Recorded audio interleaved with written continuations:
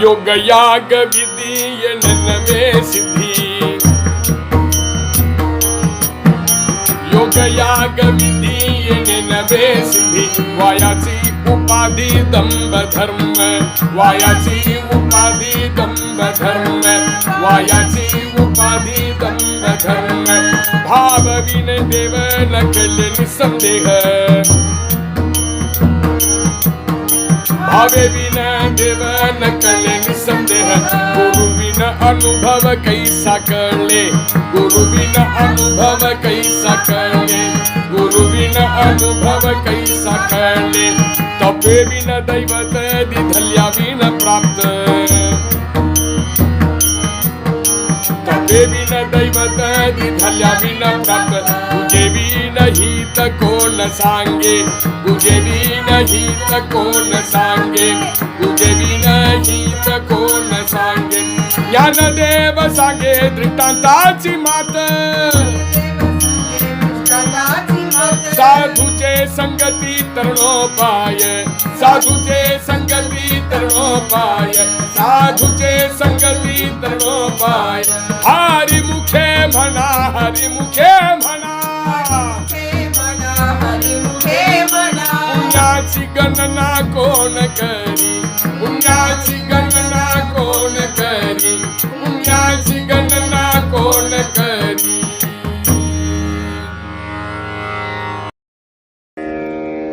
रामकृष्ण हरी.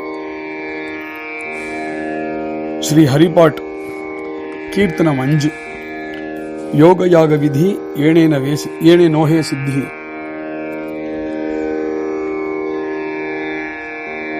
யோக யாக விதி ஏனே நோஹே சித்தி. பரமாத்மாவை அடையறதுக்கு யோகமோ யாகமோ மற்ற எந்த விதிகள்லாம் இருக்கோ அதெல்லாம் எதுவுமே பிரயோஜனத்துக்கே இல்லை. வாயாசி உபாதி தம்ப தர்ம அந்த மார்க்கங்கள்ல உபாதி தான் அதிகமாக இருக்கும். ஒரு காலம் அவ்வளவையும் தாண்டி ஏதோ ஒரு சித்தி ஒருத்தன் பெற்றான் அப்படின்னா அந்த சித்தி கிடைச்சுதே அப்படிங்கிறதுக்காக தம்பம் தான் வரும், அகம்பாவம் தான் வரும். பாவே வீண தேவ ந கிளே நிசந்தேக. தேவன் அதாவது பகவான அடையணமானால் பாவம் மாத்திரமே தான் வழி. இதுல கொஞ்சம் கூட சந்தேகம் கிடையாது. அது மாத்திரம் இல்லை, பாவம் இல்லாமல் பகவான அடைய முடியாதுங்கிறதுலயும் கொஞ்சம் கூட சந்தேகம் இல்லை. குரு வீண அனுபவ கைசாக்களே. ஒரு குருநாதனை ஆசிரியிக்காம இருந்தோமானால் அனுபவம் அப்படிங்கிறது எங்கேந்து நம்மளுக்கு கிடைக்கும்? தபே வீண தெய்வத திதல்யா வீண பிராப்த. தபஸ் இல்லாமல் ஒரு காலம் பகவான அடைய முடியாது. ஒன்னு கொடுக்காம ஒன்னு நம்ம எதிர்பார்க்கவும் முடியாது, ஒன்னும் கிடைக்கவும் கிடைக்காது. ஒன்னு வேணும்னா நீ ஒன்னு கொடுத்து ஆகணும். குஜே வீண ஹீத கோண சாங்கே.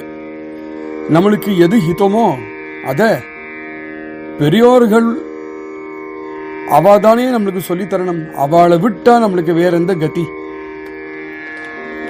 ஞானதேவ சாங்கே திருஷ்டாந்தாச்சி மாத்த. ஞானதேவர் சொல்றார், இப்ப நான் சொல்றது எல்லாமே நானே பிரத்யக்ஷமா என்னுடைய ஜீவனத்துல அனுபவிச்சது ஏதோ அதுதான். என்ன நான் அனுபவிச்சேன்னா சாதுஞ்சே சங்கதி தருணோபாய. நாம் எல்லோரும் கரையேறணும் அப்படின்னோம்னா அதுக்கு சத்சங்கம் மாத்திரமே அதுக்கு காரணமாகும். இது இந்த அபங்கத்துக்கு இருக்கக்கூடிய பாவார்த்தம். அருமையான அபங்கம். இதுல சத்சங்கத்தினுடைய மகிமை, குருநாதாளுடைய மகிமை, இது ரெண்டுத்தையுமே ஞானேஸ்வர் மகாராஜ் ரொம்ப அருமையா சொல்லியிருக்கார். அதை துண்டா மகாராஜ் ரொம்ப அழகா பிரகாசப்படுத்துறார்.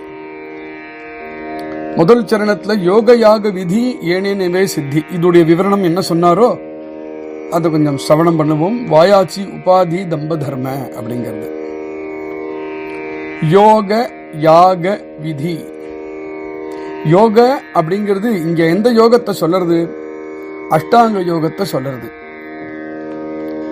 யாக அப்படிங்கிறது இங்க எதை சொல்றது? நம்ம வேதங்கள்லாம் எந்த யஜ்ஞங்களை நம்மளுக்கு சொல்லியிருக்கோ அதை சொல்லியிருக்கு. விதி அப்படிங்கிறது எது?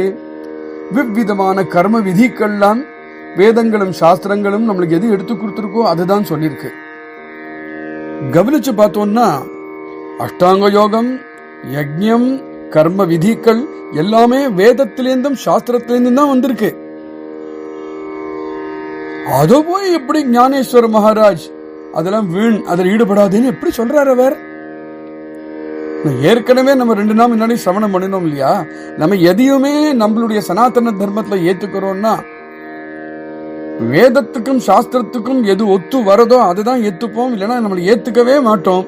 அப்போ எப்போ இதை ஏத்துன்னு இருக்கோமோ இது நம்ம நன்மைக்கு தானே.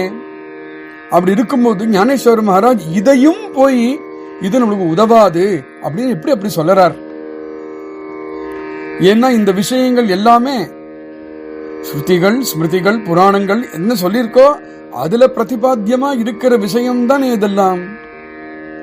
அதுக்கு மகாராஜ் அருமையா எடுத்து கொடுக்கிறார். ஞானேஸ்வர் மகாராஜ் இதை எப்படி இதெல்லாம் பிரயோஜனம் இல்லைன்னு எப்படி தள்ளி வைப்பார் நீங்க கேட்கிறீங்களா? ஸ்ரீமத் பகவத்கீதால ஸ்வயம் பகவானே தள்ளி வச்சுட்டான். அதுவே ஒரு பிரமாணம் போரும் இதுக்கு. பகவத்கீதையில 11வது அத்தியாயத்துல 53வது ஸ்லோகத்துல இதே விஷயத்தை பகவானே ஸ்வயம் சொல்லியிருக்கானே. அப்போ ஞானதேவர் தானா எதையோ சொல்லல, தான் தோன்றித்தனமா எதையும் சொல்லல. பகவான் ஸ்ரீகிருஷ்ணன் சொன்னதையே தான் ஞானேஸ்வர் மகாராஜ் இதுல சொல்லியிருக்கார். பகவானே இது எல்லாத்தையும் நிரர்த்தகம் அப்படின்னு சொன்னார் அப்படின்னு நீங்க சொல்றேள். அதனால ஞானேஸ்வர் மகாராஜ் சொல்றாருன்னு சொல்றேள். அப்போ இப்படி இதெல்லாம் நிரர்த்தக்கம்னு பகவானுக்கே சுரணமாக இருந்ததுன்னா அனாவசியமா இந்த பகவான் ஏன் இந்த வேதங்களும் சாஸ்திரங்களையும் நம்மளுக்கு கொடுத்தார்? அது அர்த்த கேள்வி, சரியான கேள்வி தானே.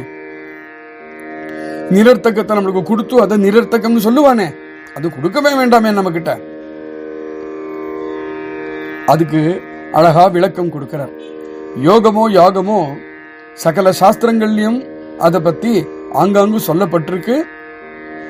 யோக யாக மார்க்கத்துல யார் இருக்காளோ அவளுக்கெல்லாம் எப்பேற்பட்ட சித்திகள்லாம் வந்திருக்கும் அப்படிங்கறதும் சொல்லியிருக்கு. இப்ப இதெல்லாம் இந்த விவரணத்தை சொல்லும் பொழுது துண்டா மகாராஜ் ரொம்ப டீடைல்டா சொல்லியிருக்கார். யோகத்துல என்னென்னலாம் விதமான யோகங்கள், யாகத்துல என்னென்னலாம் விதமான யாகங்கள், சித்திகள்ல என்னென்னலாம் விதமான சித்திகள், எதை பண்ணினா எந்த சித்தி கிடைக்கும், சித்திக்கு ஒவ்வொரு சித்திக்கும் என்ன அர்த்தம், இதெல்லாம் ரொம்ப டீடைல்டா சொல்லி வந்திருக்கார். அதெல்லாம் நம்ம எடுத்துட்டோம்னா நம்மளுக்கு இருக்கக்கூடிய அவகாசத்தை அவ்வளவும் நம்மளால கவர் பண்ண முடியாது. மேலிருந்த வாரியாவே சொல்லிட்டு போறேன். யோகமோ யாகமோ எல்லா சாஸ்திரங்களையும் சொல்லியிருக்கு. அதுல நம்மளுக்கு கிடைக்கக்கூடிய சித்திகளை பத்தியும் எல்லாம் சொல்லியிருக்கு, டீடைலா சொல்லியிருக்கு எல்லாம். ஆனா அது கூடவே இன்னொன்னு சொல்லியிருக்கு, அதை நம்மளாம் கவனிக்க விட்டுடுவோம். என்ன? ஒழுக்கம். யோகம்னா சும்மா பண்ணிட முடியுமா? ஆகார நியமத்திலேருந்து ஆரம்பிச்சு பிரம்மச்சரியத்திலேருந்து ஆரம்பிச்சு எவ்வளவு நியமங்கள் இருக்கு. யாகம் அப்படின்னு சொல்லணும்னா எவ்வளவு டிசிப்ளின்ஸ் இருக்கு. ரொம்ப ஸ்ட்ரிக்ட் வேற எல்லாம் கட்டாயமா பண்ணியானும். இதுல ஏதாவது ஒண்ணு மிஸ் பண்ணினோம் வச்சுப்போமே, நிஷ்பலமா போயிடும். நிஷ்பலமா போறது மாத்திரம் இல்ல, விபரீத பலனையும் கொடுக்கும். ஜாக்கிரதையா இருக்கணும். அப்படியும் ஜாக்கிரதையா நான் அந்த மார்க்கத்துல இறங்குறேன்னு ஒருத்தன் இறங்கினான்னு வச்சுப்போமே, அதுக்கு எவ்வளவு டைம் கொடுக்கணும் தெரியுமா? சும்மா இன்னைக்கு ஆரம்பிச்சுட்டோம்னா ஒரு 2 நாள்ல நம்மளுக்கு சித்திகள் கை கூடாது. முதல் விஷயம், யோகமானாலும் யாகமானாலும் சொல்றேன், நம்மளுடைய இந்திரியங்களையும் மனசையும் முதல்ல கட்டுப்படுத்தணும். நம்மளால அரணா ஏகாதசி உபவாசமே மனசை கட்டுப்படுத்த முடியல, யோகம் யாகத்தையா பண்ண போறோம்? புராணங்களை பார்த்தோம்னா சில மகான்கள், யோகிகளா இருந்த மகான்களே பார்த்தோம்னா பல ஜன்மாக்கள் அவ தன்னுடைய சாதனையில இருந்து அப்புறம் அடைய வேண்டியதை அடைஞ்சா அப்படிங்கிறது புராணங்கள் சொல்றதே. கண்ணுக்கு எதிர்க்க இருக்க இந்த கதைகள்லாம் நம்மளுக்கு வேணுங்கிற மாதிரி சாப்பிட்டு தூங்கிட்டு போகங்கள்லாம் அனுபவிச்சுட்டு நான் யோகம் பண்றேன், நான் யாகம் பண்றேன்னு பண்ண முடியாது. யோக யாகம் பண்ணணுமானா அது ரொம்ப டஃப்பான விஷயம். இதை அதை இறக்கி காண்பிக்கிறதுக்காக சொல்ல, இதுதான் யதார்த்தம். அதனாலதான் ஏகாதசியுடைய எக்ஸாம்பிள் கொடுத்தேன், உதாரணத்தை கொடுத்தேன். ரொம்ப டஃப், இது ரொம்ப கடினமான ஒரு பாதை. இது அப்பேற்பட்ட கடினமான பாதையில கொஞ்சம் கூட அதுல இருந்து அசையாம நகராம ஒரு ஜென்மாக்கள் இல்ல பல ஜென்மாக்களா இருந்து பண்ணணும்னு சொன்னோம். பல ஜென்மாக்கள் அப்புறம் இருக்கட்டும், இந்த ஒரு ஜென்மாலேயே நம்மளுக்கு அதை ஃபாலோ பண்ணணும்னா நம்ம எவ்வளவு டஃப்பா இருப்போம், நம்மளால அவ்வளவு ஸ்ட்ரெஸ் நம்மளால ஏத்துக்க முடியுமோ அப்படிங்கிற ஒரு கேள்வி கேட்டு பார்த்துக்கணும் நம்ம கிட்டயே. இப்போ இதுல இத்தனை கட்டாயமான நியமங்கள் இருக்குங்கிறது ஒரு விஷயம் இப்ப சொன்னோம். வேற ஒன்னு சொல்றேன், யோகமானாலும் யாகமானாலும் பலவிதமான விக்னங்கள் 100% வரும். அவ்வளவு விக்னங்களையும் நம்ம தாண்டி ஆகணும். துண்டா மகாராஜ் இதுல என்னென்னலாம் விக்னம் வரும் அப்படிங்கிறது லிஸ்டே போட்டிருக்காரு. சாஸ்திரங்களே தான் சொல்றது. அப்ப சாஸ்திரம் யோகம் பண்ணினா யாகம் பண்ணினா பரமாத்மாவை அடையலாம்னு சொல்லவும் சொல்றது. அதெல்லாம் பண்ணணுமானா இத்தனை கட்டாயங்கள் உண்டு வேணுங்கிறதும் சொல்றது. இதெல்லாம் பண்ணும்போது அந்த பாதையில என்னென்னலாம் விக்னங்கள் வரும் அப்படிங்கறதும் சொல்றது. கிட்டத்தட்ட 9 விக்னங்கள் லிஸ்ட் பண்ணிருக்காரு யோக சாஸ்திரத்திலேயே. சித்த விக்ஷேபகாரி விக்னங்கள் அப்படின்னு 9 இருக்கு. அதை தவிர உப விக்னங்கள் 5 விக்னங்கள்னு தனியா இருக்கு. இந்த விக்னங்கள்லாம் ஜெயிச்சுன்னு வரணும். அந்த சித்தி அப்படின்னு சொல்றோம், நம்ம அஷ்டமஹா சித்தின்னு சொல்றோம். அந்த ஒரு சித்தி, அஷ்டமஹா சித்தி அப்புறம் இருக்கட்டும், ஒரு சித்தி கிடைக்கணும்னாலே படுபாடு படணும் அது கிடைக்கிறதுக்கு. அதுக்கு எவ்வளவோ வேதனைகள்லாம் உண்டு, எவ்வளவோ தடைகள்லாம் உண்டு, அவ்வளவும் தாண்டி தான் அது கிடைக்கும். யாகமும் இப்படிதான். எவன் வேணா யாகம் பண்ணிட முடியுமான்னு? யாகம் பண்றது இவன் அதிகாரின்னு சொல்லிருக்கு, அவன் தான் யாகத்துக்கு இறங்கவே முடியும். அதுலயும் பலவிதமான ஆச்சார நியமங்கள்லாம் இருக்கு, பலவிதமான விரதங்கள்லாம் இருக்கு, கட்டுப்பாடுகள் நிறைய உண்டு. அதுல அவ்வளவு சிம்பிளா ஈஸியாவும் கிடையாது. அந்த குவாலிபிகேஷன் நம்ம கிட்ட உண்டா அப்படின்னு யோசிச்சு பார்க்கணும். யோகம் பண்ணும் பொழுது எங்கேயாவது ஆசனங்கள்லயோ அந்த பிராணாயாமங்கள்லயோ ஏதாவது ஒரு தாறுமாறா பண்ணிட்டோம் வச்சுப்போமே, உடம்புக்கு ரோகம் வந்துடும், மரண பரியந்தம் விண்ணவனா ஆகலாம். வேத மந்திரங்கள்லாம் யாகத்தை உச்சாரணம் பண்ணும் பொழுது அந்த வேத ஸ்வரத்தை சரியா உச்சாரணம் பண்ணலைன்னா தெய்வத்துக்கு பதிலா ஒரு பிசாசே நிற்கும் நம்மளுக்கு எதிர. பரவாயில்லையா? ஜாகிரதையா இருக்கணும். அந்த வேத மந்திரத்தை அவ்வளவு ஜாகிரதையா உச்சாரணம் இருக்கணும். அதுல நிஷ்டை எது வேற. கொஞ்சம் கூட அதுல தப்புகள் வரக்கூடாது. ஏதாவது அது மாதிரி லோப்பங்கள்ல வந்துடுத்துனா அப்புறம் அதுக்கு பிராயச்சித்தம் வேற தனியா பண்ணணும். பிராயச்சித்தத்தை பண்ணி முடிச்சுட்டு அதுக்கப்புறம் திருப்பி நம்ம இருக்கக்கூடிய மார்க்கத்தை ஃபாலோ பண்ணணும். இதுக்கு எல்லாத்துக்கும் நம்மளுக்கு நம்மளிடத்த திறமை உண்டா, நம்மளிடத்த பொறுமை உண்டா, நம்மளிடத்துல சகனசீல சக்தி உண்டா அப்படின்னு யோசிச்சு பார்த்தா நாம் எல்லாருமே எதுக்குமே லாயக்கு இல்லைங்கிறது தான் பக்காவா தெரியும். அந்த யாத்திரையே வேற. நம்ம இருக்கக்கூடிய யுகம் கலியுகம். இந்த யுகத்துல யோகமோ யாகமோ எதுவுமே செல்லுபடி ஆகாது. ஏன்னா எல்லா விதமான லோப்பங்களும் இருக்கு. அந்த லோபத்தை வச்சுட்டு யோகத்தையும் யாகத்தையும் பண்ணினோமானால் அது எப்படி பலனை தரும்? இதை எவ்வளவு தரம் நம்ம குருநாத்தால் நமக்கு சொல்லியிருக்காரு. வேறொன்னு, கலியுகத்துல எவ்வளவோ பேர் அல்பாயுசா போயிடுறா, இருக்கக்கூடிய ஆயுசுல எவ்வளவோ ரோகங்கள் வருது. இதெல்லாம் வச்சுண்டு எப்படி யோக யாகம் பண்றது?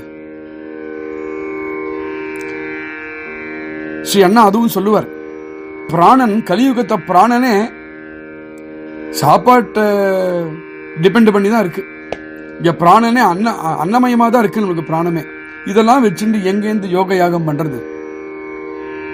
அதற்கு ஒரு சீக்வன்ஸ் உண்டு, அதற்கு ஒரு ப்ரொசீஜர் உண்டு, ஒரு ப்ராசஸ் உண்டு. இப்படிதான் பண்ணணும் அப்படின்னு உண்டு. பிரம்ம முகூர்த்தத்தை ஏந்திருக்கணுமானால் எவ்வளவு பேராலும் ஏந்திருக்க முடியும்? சின்ன விஷயம். ஏகாதசி விரதம் அப்புறம் பார்ப்போம். பிரம்ம முகூர்த்தத்தை ஏந்திருந்து ஜபம் பண்ணணும். மார்கழி மாசத்தை குளிர் ஜலத்துல நம்மளால தீர்த்தமே ஆட முடியல, அப்புறம் எங்கேருந்து யோக யாகம் பண்றது? இதெல்லாம் நம்மளா ஒரு புஸ்தகத்தை தெரிஞ்சுட்டோ எதையோ யாரையோ சொல்லி கேட்டு அது மாதிரிலாம் பண்ணக்கூடாது. இதுக்கு தகுந்த ஒரு குரு இருக்கணும். அந்த குரு கொடுத்த டிசிப்ளினை கரெக்டா நம்ம ஃபாலோ பண்ணணும். ஏதாவது அந்த டிசிப்ளின்ல ஒரு சறுக்கினோமோ அதனால வரக்கூடிய விளைவே வேற. ரோகங்கள்ல இருந்து ஆரம்பிச்சு பிராணனுக்கே ஆபத்து கூட உண்டு. அது மாதிரி விளைவு அந்த குரு ஒன்றும் பண்ண முடியாது. அவர் சொல்லி கொடுக்கறது சொல்லி கொடுத்தார், நீ சரியா பண்ணல, அவர் என்ன பண்ணுவார்? அதனால அவராலையும் ஒன்றும் பண்ண முடியாது. இவ்வளவும் தாண்டி ஏதாவது ஒரு கால் ஒரு சித்தி, அது சித்தி போல ஏதாவது கிடைச்சதுன்னா கூட சொல்றேன், பிரமாதமா தம்பம் வரும். அதனால வழி தவறி போயிடுவான் அந்த மனுஷன். அதுக்காக தான் அர்த்த வரியில சொல்றார், பாவேவின தேவன கிளை நிசந்தேக குருவின அனுபவ கைசாக்களே. அந்த தேவனை நீ அடையணமானால் இந்த யோகம் யாகம் அது இதுக்கெல்லாம் போய் அனாவசியமா சமப்படாதேப்பா. பக்தி பண்ணு அந்த தேவனிடத்துல, பக்தி பண்ணினா போறோம். மனுஷ புத்தி இருக்கே ரொம்ப குறுக்கு புத்தி. எந்த சொல்யூஷனை கொடுத்தாலும் அந்த சொல்யூஷனையும் தாறுமாறா அந்த சொல்யூஷனை அது திருகி கொடுத்துடுறது. அது மனுஷ புத்தி. பக்தி பண்ணுனா உடனே வேற விதமா போறது மனசு. அதனால முன்னாடியே சொல்லிவிட்டாருங்க மகாராஜ், நான் துஜன் அப்படிங்கிறதோ துஜத்வமோ, நான் தேவன் அப்படிங்கிறதுக்கோ கூட, தேவன்னா தேவாள், சொர்க்கத்தில் இருக்கக்கூடிய தேவர்கள், நான் துவிஜன் அப்படிங்கிறதுக்காகவோ ஒரு தேவதை அப்படிங்கிறதுக்காகவோ நான் ஒரு ரிஷி அப்படிங்கிறதுக்காகவோ நான் சதாச்சார சம்பன்னன் அப்படிங்கிறதுக்காகவோ நான் பகு ஞானம் உள்ளவன் அப்படிங்கிறதுக்காகவோ நான் பெரிய தானி அப்படிங்கிறதுக்காகவோ நான் பெரிய தபஸ்வி அப்படிங்கிறதுக்காகவோ நான் நிறைய யஜ்யங்கள் நான் பண்ணிருக்கேன் அப்படிங்கிறதுக்காகவோ நான் சௌச்ச நியமங்கள்லாம் நல்லா பார்த்தேன், இதெல்லாம் குவாலிபிகேஷன் கிடையாது தேவனை அடையறதுக்குன்னு பழிச்சுன்னு சொல்லிட்டார். தேவனை அடையறதுக்கு ஒரே ஒரு வழி, பக்தி பக்தி பக்தி. நீ தேவனிடத்துல பக்தி பண்ணு, தேவனுடைய கிருபை உன் மேல உண்டாகும். இதுதான் உனக்கு தேவனை சம்பாதிச்சு தரும். வேறொரு விஷயம், யோகத்திலையும் ஆகத்தையும் சொன்னோம், பலவிதமான விக்னங்கள்லாம் வருதுன்னு. பக்தியில விக்னமே கிடையாது. ராஜபாட்டை பக்தி அப்படின்பார் குருநாத்தாள். ஒரே ஒரு தேவைதான் பக்தி பண்ணணும் அப்படிங்கிறதுக்கு. பக்தி மார்க்கத்தில் நம்மளை கையை பிடிச்சுன்னு அழைச்சுன்னு போறதுக்கு ஒரு சத்குருநாத்தாள் வேணும். அந்த சத்குருநாத்தாள் இல்லையானால் பாவம் என்னன்னு தெரியாது, பக்தின்னு என்னன்னு தெரியாது. நம்மளா தனியா அதை பண்ணிவிட முடியாது. ஏதோ ஒரு விதத்தை ஒரு குருவினுடைய ஒரு மார்க்க தர்சனம் வேணும். அர்த்த சரணம் சொல்றார், தபேவின தெய்வத்தை திதல்யாவீன பிராப்த குஜேவீன ஹித கோண சாங்கே. யோகமானாலும் யாகமானாலும் பக்தி ஆனாலும் ஒரு விஷயம் உண்டு, தபஸ் வேணும். அது வேண்டாம் சொல்லல. எதை நம்மளுக்கு சம்பாதிச்சுக்கணுமானாலும் தபஸ் இருக்கணும். தபஸ் இருந்ததுன்னா இந்த உலகத்திலேயே லௌகிகத்திலேயே பார்த்துக்கோங்க, தபஸ் இருந்ததுன்னா நம்மளால சம்பாதிச்சுக்க முடியாது ஒண்ணு உண்டுன்னே இல்லை, எத்தவனா சம்பாதிச்சுக்க முடியும். தெய்வீகமான விஷயங்கள், சுகங்கள், மனுஷ லோகத்துல வேணுங்கிற சுகங்கள் எல்லாத்தையுமே தபஸ்னால நம்மளால சம்பாதிச்சுக்கலாம். தபஸ்னா என்ன? அப்போ தபஸ்னால சம்பாதிச்சுக்கலாம். தபஸ்னா என்ன? தபஸ் பலவிதமா இருக்கு. வேதாத்தியனம் தபஸ் தான், வேத அத்தியாபனம் கூட தபஸ் தான், மனசை ஏகாகிரதமா வச்சுக்கிறதும் தபஸ் தான், இந்திரியத்தை அடக்கி வச்சுக்கிறது தபஸ் தான். தபஸ 3 விதமா சொல்றா. சாரீரிகமான தபஸ், வாச்சிகமான தபஸ், மானசிகமான தபஸ். ரொம்ப சிம்பிள், நம்மளுக்கு புரிஞ்சிருந்தது. சரீரத்தினால பண்ணக்கூடிய தபஸ், வாக்குனால பண்ணக்கூடிய தபஸ், மனசுனால பண்ணக்கூடிய தபஸ். இந்த பிரம்மதேவன் இந்த சிருஷ்டி பண்ணினாரே, இந்த சிருஷ்டி அவரால் எப்படி பண்ண முடிஞ்சது?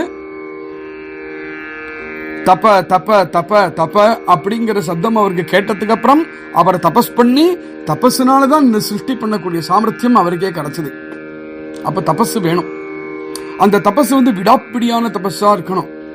எக்காரணம் கொண்டும் அந்த தபஸ்ல இருந்து நழுவி நான் வரமாட்டேன் அப்படிங்கிற திருட நிச்சயத்தோடு இருக்கக்கூடிய தபஸ். அதுக்கு ஒரு உதாரணம் கொடுக்கிறார். ஒரு ஸ்திரீ ஒத்தி கணவனை இறந்ததுக்கு அப்புறம் நான் அவரு கூடயே உடன்கட்டை ஏறறேன் அப்படின்னு போகிறா. உடன்கட்டை ஏறா. அது பண்றது சரி தப்பு அதை பேச வரல. இப்போ நான் இங்க அந்த அந்த அந்த சம்பவத்தை மாத்திரம் எடுத்துக்கிறேன். அவ அப்படி போய் உடன்கட்டை ஏறுறாளே, சாதாரணமா கையில ஒரு மாச்சஸ் நம்ம கையில பட்டாலே, ஒரு ஊதுபத்தி பட்டாலும் உஷுங்கிறோமே, அவ அந்த நெருப்புல எப்படி போய் உட்கார போறா? அவளுக்கு அந்த நெருப்புல உட்கார போறேங்கிற பயம் எப்படி இல்லாம இருக்கு? யாரோ சத்தியம் சொல்லுவானே, நம்ம ராஜபுத்திரர்களுடைய ராணிகள்லாம் முகலாயர்களுடைய கையில நம்மளுடைய கற்பை இழக்க கூடாது அப்படிங்கிறதுக்காக பெரிய தீய கொளுத்து எல்லாரும் குதிச்சாலே அவளுக்கு பயம் இல்லையா? ஏன் அவளுக்கு பயம் இல்லாம இருந்தது? நம்மளுக்கு சுடுமே அப்படிங்கிற பயம் இல்லை, எனக்கு உயிர் போகுமே அப்படிங்கிற பயமும் இல்லை.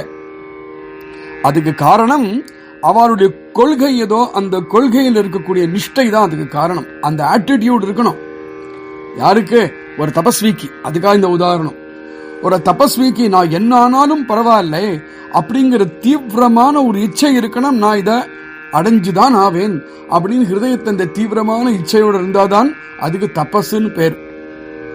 இப்ப நம்ம பல சாதுக்கள் சந்துக்களுடைய சரித்திரங்களை பார்த்தோம்னாலே, மகாத்மாக்களை பார்த்தோம்னாலே, எவ்வளவோ நாட்கள் கணக்கா சாப்பிடாம இருக்கா. இதெல்லாம் எப்படி அவளால முடிஞ்சது? துகாராம் மகாராஜா பார்த்தாலும் அப்படிதான் இருந்தார், சைத்தன்ய மகாபிரபு அப்படி இருந்தார், நாமதேவர் இப்படி, எல்லாரும் இப்படிதான் இருந்திருக்கா. இதெல்லாம் நாயம் போட்டு என் உடம்ப வாட்டி எடுக்கணுமாக்கும் அப்படிங்கிற சங்கல்பத்தினால அவ பண்ணவே இல்லை. இவா பண்ணினது பக்தி சாதனை. இந்த பக்தி சாதனையில தன்னை தான் தன்னுடைய குருநாதனிடத்திலேயோ தன்னுடைய இஷ்ட தெய்வத்துக்கிட்டயோ ஒப்படைச்சுட்டா. அந்த ஒப்படைக்கிறது கடனடவேன்னு ஒப்படைக்கல, பிரேமையினால தன்னை ஒப்படைச்சா. பிரேமையினால தன்னை குருநாதால் இடத்தையோ தேவனிடத்தையோ ஒப்படைச்சதுனால அந்த பிரேமை அபிவிருத்தியாக அபிவிருத்தியாக அபிவிருத்தியாக காயா மனசா வாச்சா திரிகரணத்தினாலையும் தன்னை அவளிடத்தை சரணாகதி பண்ணி எனக்கு ஒன்று வேணும் அப்படிங்கிற எண்ணமோ விருப்பமோ இல்லாம ஆகி, என்ன ஆனாலும் பரவாயில்லை, உம்ம சங்கல்பம் எப்படியோ அப்படி இருக்கேன் அப்படின்னு இருந்தாலே அந்த மகான்கள்லாம். அதனால எனக்கு லௌகிகமாவோ சாரீரிகமாவோ எந்த விதமான கஷ்டம் வந்தாலும் அந்த கஷ்டத்தை நான் கருதல. கிருஷ்ணா எனக்கு நீதான் வேணும், பாண்டுரங்கா எனக்கு நீதான் வேணும், ராமா எனக்கு நீதான் வேணும், இப்படிதானே இருந்தா, இப்படிதானே இருந்து காண்பிச்சா. பகவானுக்காகவே தான் வாழ்ந்தாலே அது தபஸ். இப்ப இந்த தபஸை பாருங்க, யோக யாகத்தில் இருக்கக்கூடிய தபஸை பாருங்க. கவனிச்சு பார்த்தோம்னா அங்கெல்லாம் தபஸ் பண்ணினதுக்கு அப்புறம் தான் கிடைக்க வேண்டியது கிடைக்கிறது. இங்க ஏற்கனவே ஒன்னு கிடைச்சு கொடுத்து, அது கிடைச்சதுனாலே தபஸ் தானாவே லபிக்கிறது அப்படிங்கிறது தான் சொன்னது. கம்பல்சரியா யாரும் பண்ணல, சந்துக்கள்லாம் கம்பல்சரியா தபஸ் பண்ணல. அவளுடைய பக்தி மார்க்கத்தை தபஸ் தானா, தபஸே அவளோட நாடி வருதுன்னு தான் சொல்லணும். இவா தபஸ நாடி போகல. உண்மை இதுதானே. ரொம்ப ஸ்வாபாவிகமா அவளுக்கு இது வந்துடுறது அல்லவா. அடுத்தது திதல்யாவீன பிராப்த. சின்ன சிம்பிளான ரூல் தான். எனக்கு உமக்கிட்டேந்து ஒண்ணு வேணும்னா நானும் உங்களுக்கு ஏதாவது கொடுத்தா கிடைக்கும். அது விவகாரம்னு அர்த்தம் இல்லை, சாமான் வாங்குறதுக்காக பேசல. சாதாரணமாகவே நம்ம ஒருத்தருக்கு ஹெல்ப் பண்ணினோம்னா அவன் நம்மளுக்கு ஹெல்ப் பண்ணுவா. அது மாதிரி நம்மளுக்கு ஒண்ணு வேணும்னு சொன்னோம்னா முதல்ல கொடுக்கணும். இதுதான் சரியான ஒரு பழக்கம். முதல்ல வாங்கிக்கிறேன் அப்படின்னு இருக்க கூடாது, முதல்ல கொடுக்கணும். அப்புறம் அதுக்கு தகுந்தபடி என்னது பதில் எனக்கு கிடைக்கணுமோ அது பதில் எனக்கு கிடைக்குமே அப்படிங்கிற ஒரு கொள்கையோட வாழறது தான் சரியானது.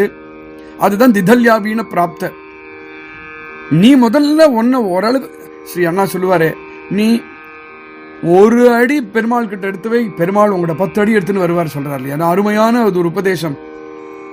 அது மாதிரி நீ ஒண்ணு கூட, ஒரு அடி கூட பெருமாளுக்கு ஓடி வந்துடுவாரு பாண்டுரங்கன் நம்ம கிட்ட. அதுதான் திதல்யாவீன பிராப்த. ஒன்னு கொடுக்காம நீ பாண்டுரங்கன் கிடைக்கணும்னு நினைக்கிறதுனா அது சரியா? நடக்கக்கூடிய விஷயமா? லௌகிகமான வாழ்க்கையிலேயே அது நடக்காம இருக்கும் பொழுது பாரமார்த்திகத்துல மாத்திரம் அது நடக்கணும்னு நீ எதிர்பார்க்கிறிய. அப்போ நான் முதல்ல வாங்கிப்பேன் அப்புறம் தான் கொடுப்பேன்னு சொன்னேன்னு வை, அது விவகாரம். அதுதான் விவகாரம். நான் உனக்கு கொடுத்துடுறேன், நீ கொடுக்கிறபடி கொடு அப்படி இருந்துட்டோம்னா அது பிரேமை, அது பக்தி. இந்த விஷயங்கள்லாம் குஜே வீணஹிதகோ ந சாங்கே. குஜே வீணனா பெரியோர்கள், குருநாதாள், சந்துக்கள், இவாள்லாம் தான் இதை நம்மளுக்கு சொல்லித்தரா. இந்த பாடம் நம்மளுக்காக தெரியாது. பரமலௌகிக்கனா ஒருத்தன் இருக்கான்னா முதல்ல வாங்கிப்பேன் அப்புறம் தான் கொடுப்பேன் இருப்பான். பக்தி பாவம் தான் அவனுக்கு தெரியாது. ஒரு தகுந்த குருநாதாள் இடத்துல அவன் ஆசிரியம் பண்ணினாதான் இது தெரியும். அதுதான் குஜே, குருநாதாள், பெரியோர்கள். ஹித கோண சாங்கே, நம்மளுக்கு எது ஹித்தமோ அதுதான் அவ சொல்லுவா. நம்ம அவர்கிட்ட போய் நிற்கும் போது எனக்கு அது வேணும் இது வேணும் அப்படி செஞ்சா பரவாயில்ல, நம்ம என்னெல்லாமோ கேட்போம் அவர்கிட்ட, எல்லாத்துக்கும் சிரிச்சுட்டே மந்தாகாசம் பண்ணிட்டே தலையை ஆட்டின்றப்பரே தவிர நீ கேட்டதெல்லாம் அவர் கொடுத்துட மாட்டார். குருநாத்தாள்கிட்ட பழகின வாழ்க்கை தெரியும். நம்ம யாரையோ நினைச்சுக்க வேண்டாம், நம்மளே குருநாத்தாள்கிட்ட என்னெல்லாம் கேட்டோம், அவர் என்னெல்லாம் கொடுத்தாருன்னு நம்மளே பிரமாணம் தானே.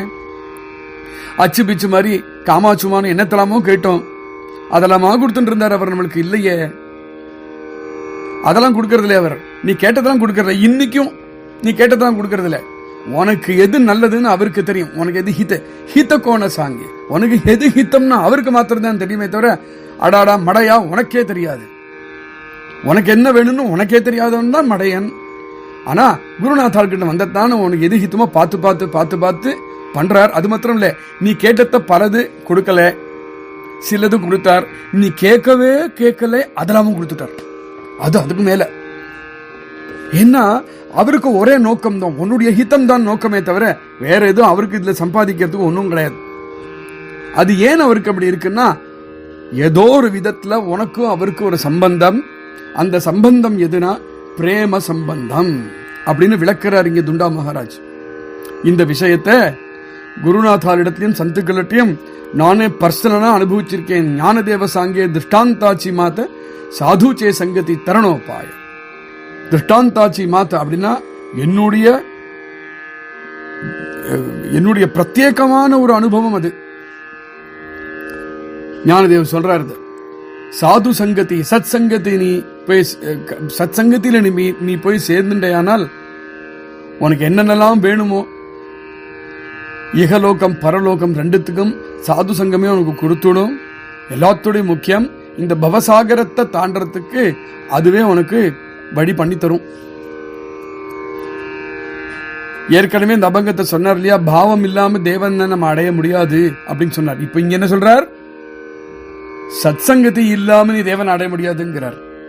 அப்ப என்ன அர்த்தம், சத்சங்கத்தில் நம்ம போனோமானால் சாதுக்களுடைய பரம கிருபையினால நம்ம ஹிருதயத்துல அவ பாவத்தை ஏற்படுத்தி கொடுவா. அந்த பாவத்தினால பக்தி, அந்த பக்தினால தேவன் கிடைப்பான் அப்படின்னு தெரியறது. பவநதியாக, சம்சார சாகரமாக, மாயாநதியாக, கர்மநதி, எத்தனை பேர் இந்த பவசாகரத்துக்கு இந்த லோகத்துக்கு இதெல்லாத்தையும் தாண்டறதுக்கு சாதுக்களே இதுக்கு காரணமாவா? எப்படி காரணமாவா? அவளே படகா இருப்பா, அவளே நம்மளை அழைச்சிட்டு போயிடுவா. இந்த சம்சார சாகரமும் அந்த சாகரம் ஒரே மாதிரி தான், ரொம்ப பயங்கரம், அதி பயங்கரமா இருக்கும். அத்தனை வேகம் நீஞ்சினும் பேட முடியாது நம்மளால. மோகம் அப்படிங்கிற அலைகள் அடிக்கும், சங்கல்பம் விகல்பம் அப்படிங்கிற மீன்கள்லாம் இங்க நிறைய உண்டு. நிறைய ஜலச்சரங்கள்லாம், ஜலச்சர அப்படிங்கன்னா ஜலத்தை இருக்கக்கூடிய பிராணிகள்லாம் உண்டு. எது? வாசனா, அசூயா, திரஸ்காரா, அப்புறம் நம்ம அப்பப்போ கவலைப்படுறது, சிடுசிடுன்னு இருக்கிறது, இதெல்லாம் ஜல பிராணிகள், ஜல ஜந்துக்கள். இதெல்லாம் எனக்கும் உங்களுக்கு மாத்திரம் இல்லை, பிரம்மதேவனுக்கும் இதெல்லாம் உண்டு.